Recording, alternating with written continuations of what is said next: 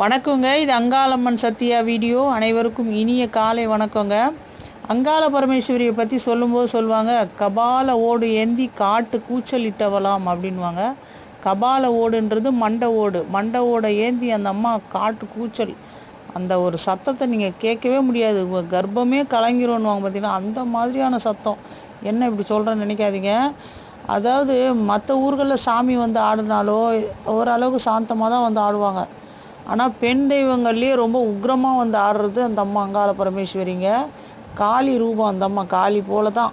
அதனால் மலையனூரில் ஊஞ்சலுக்கு சாமி வந்து அந்த அம்மா வந்து இறங்கும்போது எத்தனை பேருக்கு சாமி வந்து ஆடுவாங்க தெரியுமா?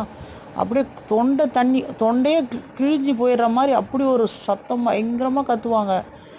கேட்குறவங்களுக்கு ஈரக்கோழியே நடுங்கி போயிடும், அந்த மாதிரியான சத்தமாக இருக்கும். அதுதான் அங்காள பரமேஸ்வரி ரூபங்க. அந்த அம்மா வந்து அப்படி ஒரு ஆங்கார ரூபம்.